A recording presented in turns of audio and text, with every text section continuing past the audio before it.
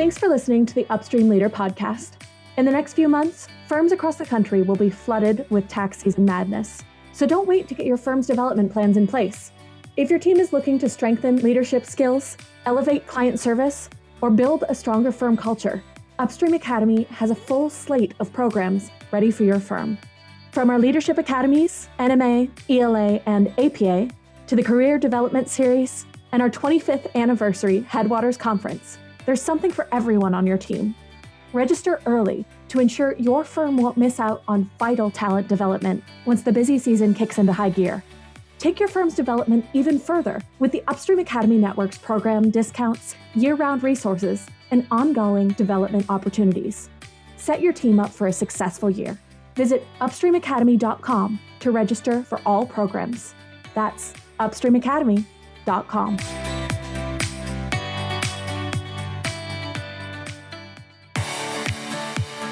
Maximize your accounting career by becoming high yield and low maintenance with the Upstream Leader podcast. Your passport to improved knowledge, skills, and career potential. Stay tuned for insights, expertise, and thought-provoking discussion. And now, here's your host, Jeremy Clopton.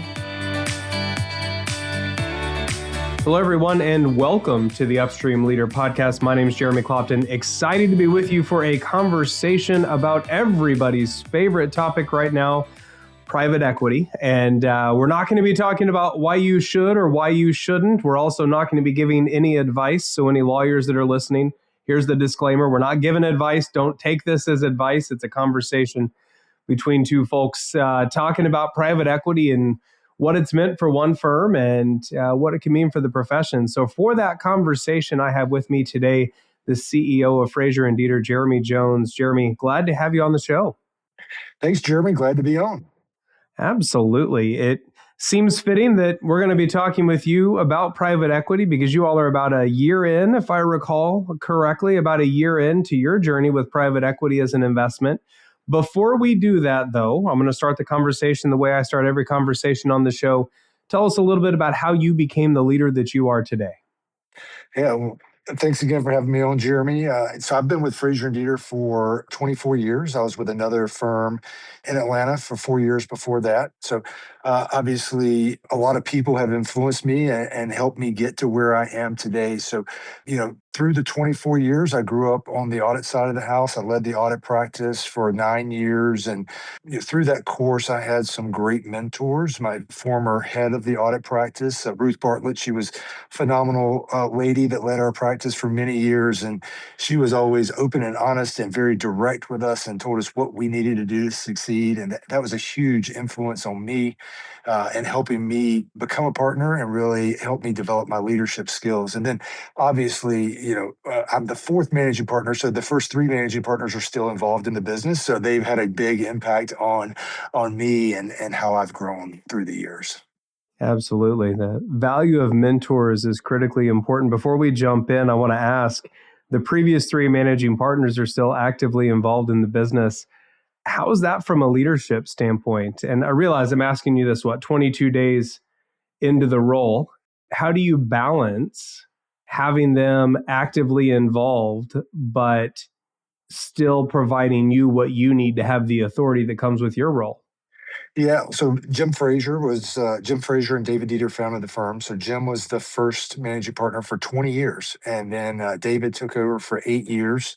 And then Seth McDaniel just wrapped up 16 years as a managing partner. So I've had long relationships with all of them. It is Jim and David's baby. They started it. It's grown significantly. But, over the years, as, Seth stepped into the managing partner role and he built the trust with Jim and David that we were going to take care of Frazier and Deeter for the long term. They easily handed over the reins to him. And then they've treated me the same way, just with trust that's been built over the years. And they know we're always going to do what's best for the firm and our people and our clients. And, Seth, I've worked with Seth the whole time he's been here at Frazier and Deeter. So he came a few years after I joined, and he was the head of audit while I was in the audit practice, and then obviously the managing partner while I was the head of audit and while I was the COO. So Seth and I have worked together many years. And, with that, there's a lot of trust between us. And he and I are very aligned on where the firm is going and where the industry is going. So there's just a lot of trust between the whole managing partner cohort, if you will. Yeah, absolutely. That's wonderful. So you talked about doing what's in the firm's best interest, and for whether that's employees, clients, partners, everybody involved. And you all made a big decision, like I said, about a year ago to take an investment of capital from private equity.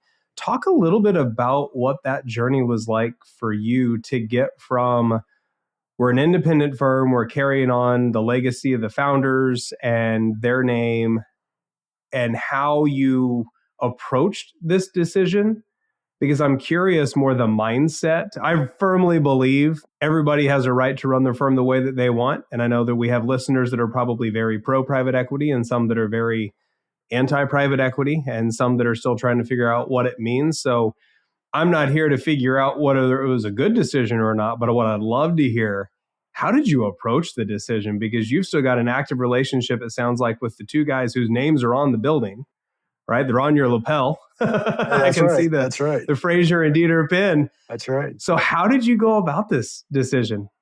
Yeah, it started in late 21, early 22, after really Eisner, Amper, and Citron Cooperman, Shellman had all taken private equity. I think Cherry Beckert was right along in there. But we started really evaluating what this meant for the industry. So in 22, the board charged Seth and I with the responsibility to go and evaluate what private equity would mean for the industry, what it would mean for Frazier and Deeter. Could we compete and help achieve our goals without private equity? So we undertook that in 22. We had a lot of conversations. We probably didn't do it the right way with the private equity side. So we talked to a couple of private equity firms on our own, and they were relationships we had and great relationships we still have with those private equity firms, but we didn't use an investment banker or any of the professions consultants. So we kind of ran that process on our own.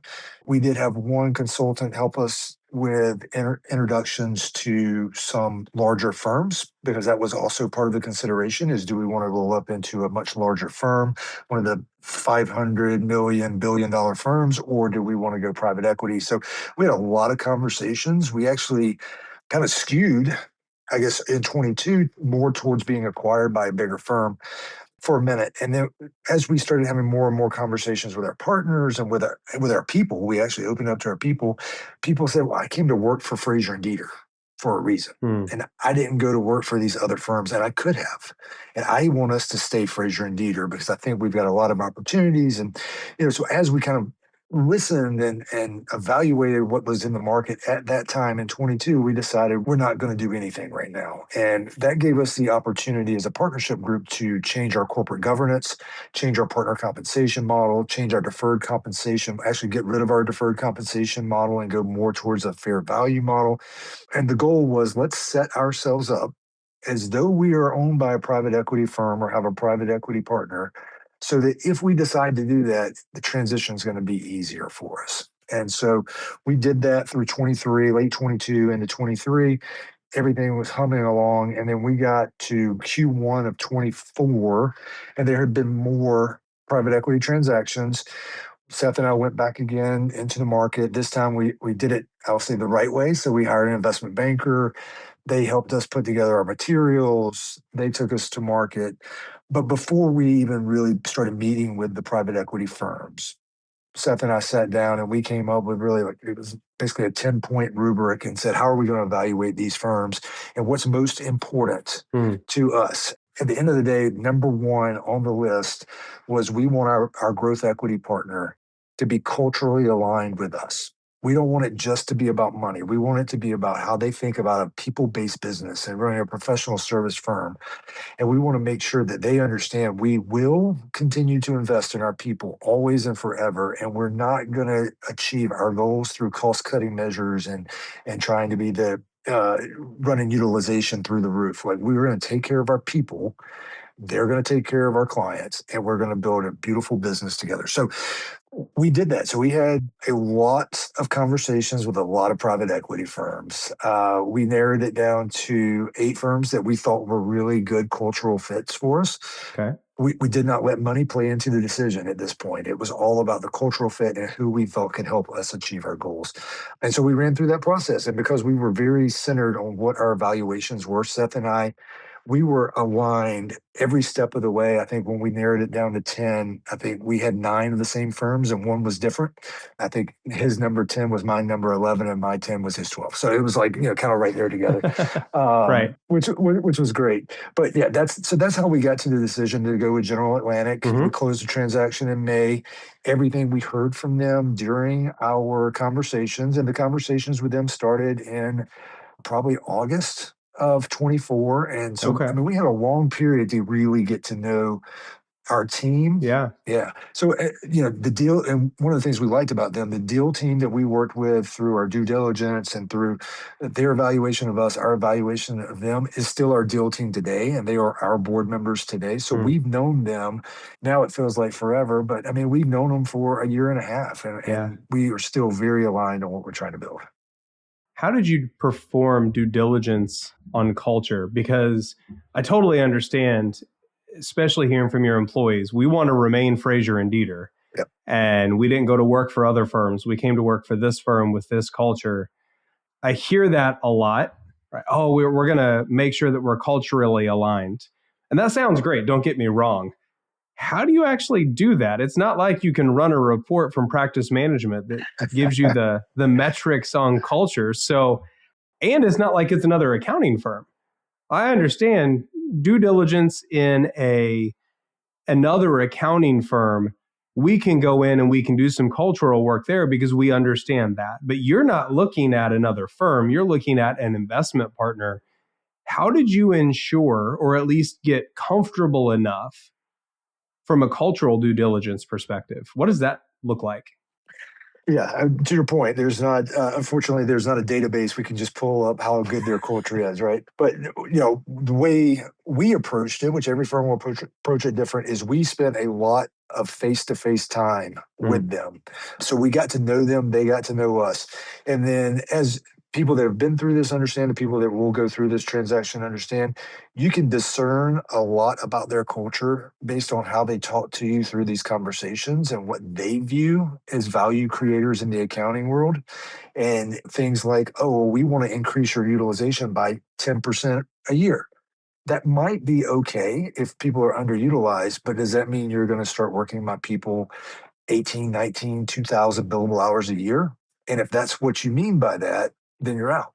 So you just have to be very discerning when you're having those conversations and make sure you understand what they mean with the questions they're asking. And then the other thing which we found most valuable is, I mean, they flat out said, you can look at our website, you can look at all our portfolio companies, tell us who you want to talk to, and we will introduce you to them. You can pick it. We're not going to pick for you. You pick who you want to talk to. So General Atlantic had an investment in a wealth management firm. Okay. So we definitely spent some time with the wealth management firm to understand their journey with General Atlantic, understand how General Atlantic interacted with them, and how they felt about the people, like truly felt about a people-based business. So that is a big part, talking to those portfolio companies. And that's one piece of advice I would give anybody that's looking at private equity before you select your partner. Make sure you talk to other people they've invested in and make sure it is exactly what you think it is. Yeah, I think that's a great piece of advice there. And I would imagine that holds true in a lot of contexts, whether you're looking at an acquisition or an investment, understanding truly who it is.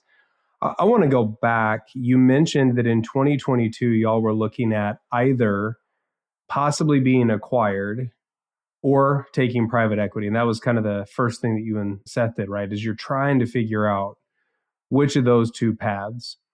What led to the decision that you needed to go down one of those two paths rather than organic, just traditional independent growth? Yeah. And, I mean, to be clear, we had great organic growth. So we could have continued in the old partnership model. Yeah. We could have continued making plenty of money, had nice deferred comp, but that's not who we wanted to be. We at the time, we were about 400 employees. we wanted to make sure we built a lasting firm that all of our employees could grow with for the rest of their careers.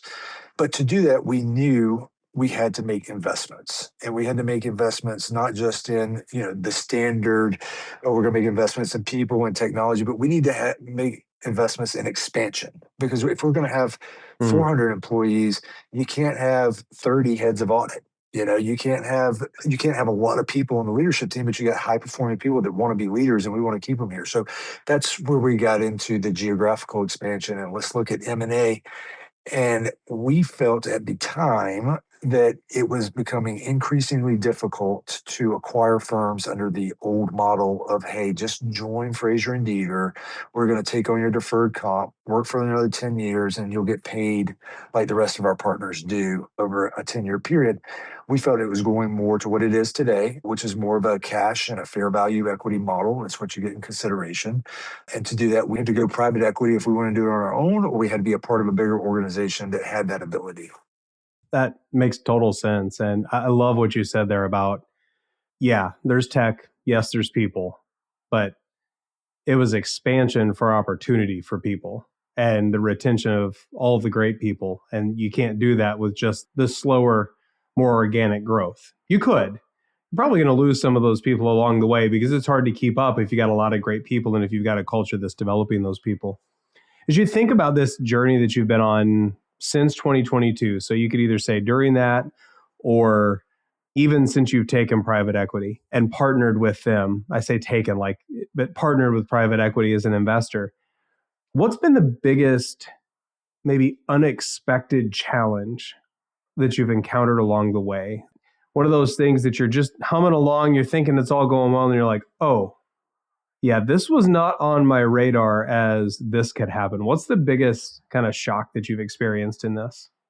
Yeah, I don't know if I would say that it was unexpected, but it's unexpected in a good way. So, once we closed our transaction with General Atlantic, we had created with them a value creation plan. So we had laid out exactly what we were going to do to become a bigger and better firm over the course of the next 5 years. Part of that was we were going to have inorganic growth through mergers and acquisition. I think the way they viewed it and the way we viewed it is it was going to be a very slow growth with one firm a year, maybe two firms a year of opportunities coming in.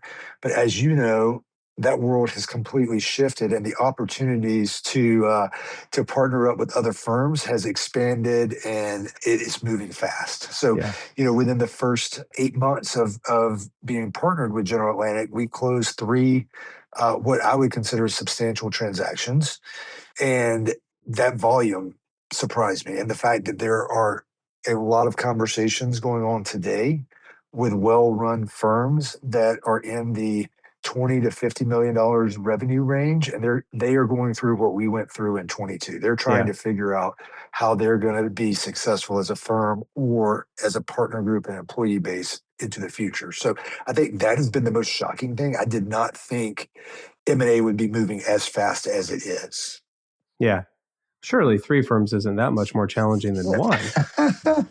I mean, we're actually I joke. We're having a huge tax conference this week because tax is our biggest group, and basically going from 200 employees to 400 employees just in the tax group in 8 months is definitely a big growth engine. And the firm going from 500 to 800 employees, it's crazy. Yeah. But the team's done awesome. We have a full team that's working on M&A, and they've done a fantastic job of evaluating the opportunities, saying no fast to opportunities, and then once we get firms in, making sure they get integrated into Frazier and Deeter and our culture and our tech stack and everything as quickly as possible. Yeah, that's awesome. That's great. What's been a really pleasant surprise that you've just been like, oh, this is a great benefit or a great thing that happened that I really didn't expect this to be something that would come out of it, but it's been awesome. What's something like that? Yeah. Early in the process, I probably figured this out, but surrounding ourselves with very smart people that have a world of experience different than us has been amazing. So having my team at General Atlantic, again, it's the same deal team that we have today, has been fantastic. They view the world through a different lens. So it's very nice to have people to bounce ideas off, challenge. And then the other thing that's been really awesome about having General Atlantic is their wealth of resources inside their firm. Sure. So if we need a pricing strategist, they have it. If we need a technologist, they have them. If we need some kind of executive search, they have it within the firm. And that's just been like truly the partnership we wanted. And that has been amazing. And we do view General Atlantic as a partner in the business for sure. Yeah, absolutely. Well, and a partner that can bring resources of that caliber. I mean, what a great, compliment to the executive leadership you have to be able to tap into those resources. An incredibly valuable partnership, I'd imagine. Absolutely. You said that earlier on, talking about the profession, lots of exciting things, lots of change, where you see it going. What has you excited about the profession? I mean, we're obviously changing and evolving perhaps faster than ever before. What has you excited about the profession in the next 5 or 10 years for public accounting? We've always said we're the most trusted advisor, but I think now we actually have the opportunity as we look at getting out of the compliance-based everyday type stuff. Well, I mean, AI is going to take a lot of the compliance-based work away from us. And I think that's okay. We need to be excited about that because that gives us the opportunity to spend more time with our clients and talk about their business or them as individuals. And let's do more planning and let's think ahead to what things really look like in the future for them.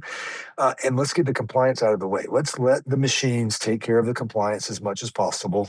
Obviously, we're still going to need people to review the returns or review the audits and make sure we're complying with the standards or the laws. But at the same time, we don't need a tax associate preparing 60 1040s to be really good at preparing 1040s, right? We need that associate performing at a higher level and consulting with clients and thinking through the issues that may rise with those clients rather than just keying in a W-2 or a 1099. How do you get them ready to do that, though? I know I'm excited by that as well. So let me tell you, I very strongly believe new college graduates 5 years from now will operate at a much higher level than we're asking them to operate now. It's not that they're going to be that much smarter or more educated coming out of college. I'm not saying that. So I don't want anybody that came out of college in the last 5 years to say, oh my gosh, Jeremy thinks they're going to be smarter than we are. I'm not saying that. I think the world's going to be different. The challenge is, how do you get someone ready to operate at that high level straight out of school when they haven't done some of the base work that perhaps that advisory is based on? That's a great question. I mean, we call it upskilling. We stole that word. Other firms are using the word upskilling too, so that's not a Frazier and Deeter trademark thing. But the way we look at it is we will still have the associates when they come in. They're still going to have to learn, to your point, how to do the audit, how to do a tax return, but they don't have to do it over and over again. So we are being very purposeful about how we're training individuals and how we're really taking that 2-year associate and have them performing at a 4 or 5 year level quickly. So you get them exposure to more clients faster. You get them spending more time with the managers and senior managers and partners and learning from others. We've got some formal development programs that we put into place. So all of those things together will help them upskill.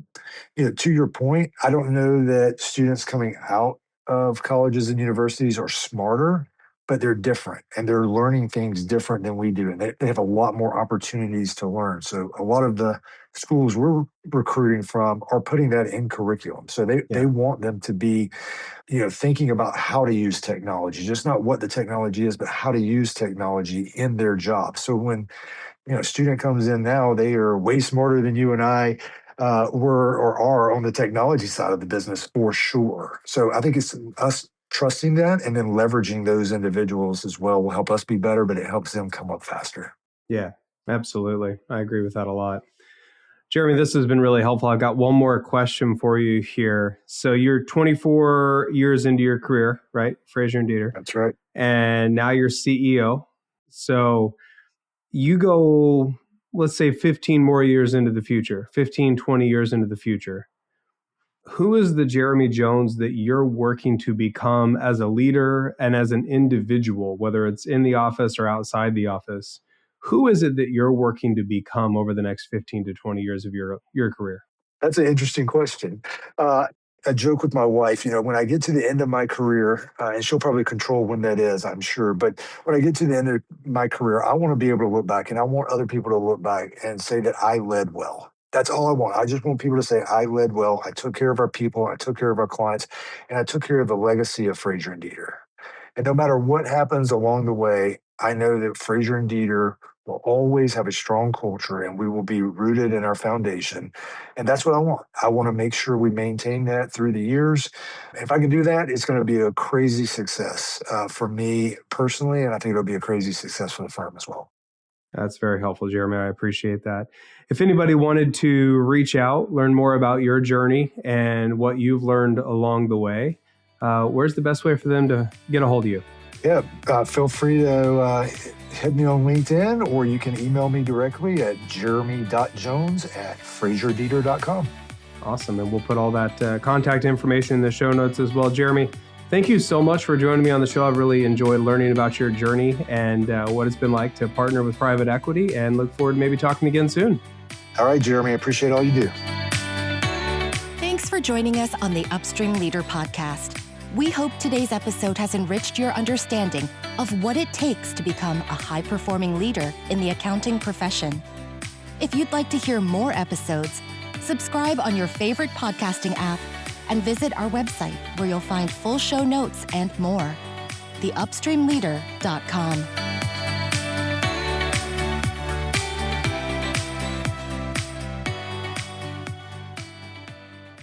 professionalproductions.net